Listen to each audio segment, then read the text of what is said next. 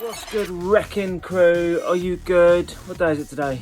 Thursday, isn't it? A couple of days to the weekend. Ooh! Gonna celebrate by...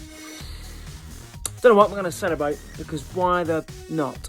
So anyway, it's Thursday, which means another grape of the day. I hope you enjoyed watching the last couple. So today is all about another grape beginning with Malbec.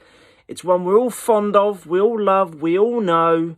There's a few little cheeky things to tell you about it though, which separates it from other grape varieties and thus separates it from other wines, which makes us love it even more. We love Malbec. We love it. So, Malbec, like I said, is a black grape variety that makes red wine. It's got a thick skin. Can you remember Pinot Noir from yesterday? I said it's called the heartbreak grape because it's got a very thin skin. It's a delicate little soul. A suit of armour. It is Batman. Covered in liquid acid and tannins and everything, but it's a Batman of a grape. Hard as nuts. So Malbec is Batman.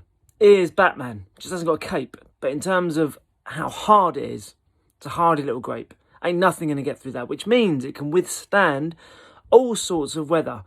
Whether you're in a hot climate, a cool climate, a moderate climate, up a mountain. Speaking of mountains, here's where it thrives most. So first, the history. Malbec began its life in France, as many grape varieties did, commercially speaking. And actually, Malbec was a very important grape variety in the making and blending of Bordeaux. Wines from Bordeaux, which we've spoken about on Monday or Tuesday. And it still is to a degree, but Malbec really started there. Then it moved further down south in a place called Cahors, and produced and still does produce these real robust country wines. I like to call them, kind of really rough and ragged.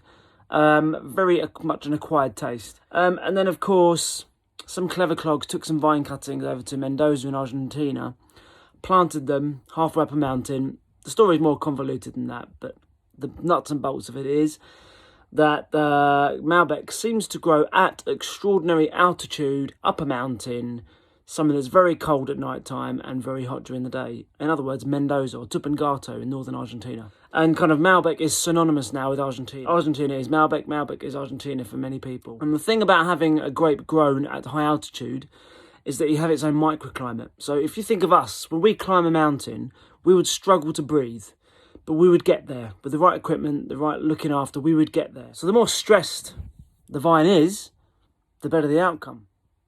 Yeah. The more you piss off a vine, it's going to piss off the grape. But it's going to say, up your bum, I'm going to produce the best fruit possible in spite of you stressing me out and pissing me off. Pissed off vines produce great grapes. Really good ones. So halfway up a mountain, about 2,000 feet above sea level, Malbec grows amazingly well. Thick skin so it can withstand the heat. Then at night time, the temperatures plummet big time.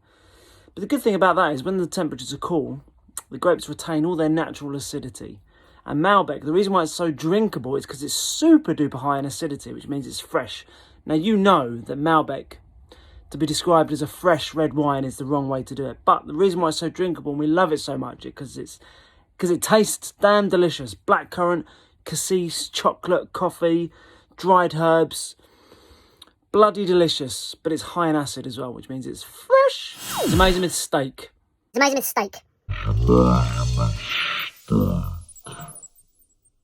Not just steak, Malbec, because it's so high in tannin as well, unlike Pinot Noir. Pinot Noir was our lunchtime 2 o'clock wine. Malbec is our 8 o'clock wine in the evening, end day of the week, twice on Sunday. And because it's high in tannin, it really takes a hold on the teeth.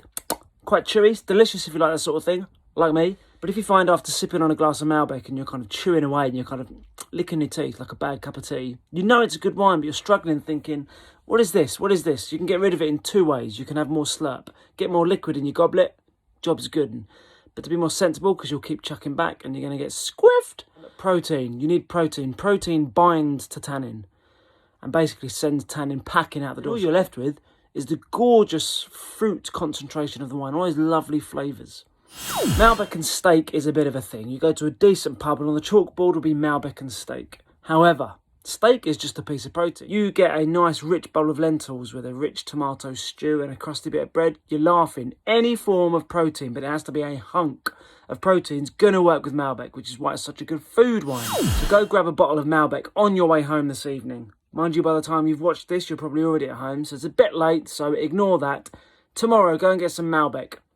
Open it up, let it breathe. Big tannins, but very fresh. If you don't believe me, take a sip of the wine. Then as soon as it's gone, look down on the floor, look on the floor, open your mouth as wide as possible. You will be starting to dribble within 4 seconds. That means it's high in acid, which means it's fresh, which means you'll see how drinkable it is. There you go, Malbec on a Thursday. Happy drinking, leverage your beverage. Come and see me on Instagram. Hope you're enjoying this little series. I love them. You know I do. So go have a good one. And I'll see you tomorrow. Fare thee well. Happy drinking, leverage your beverage. That's it. I should stop now. Toodaloo. Toodle pip. TTFN. Bye. Adios. Buenos noches.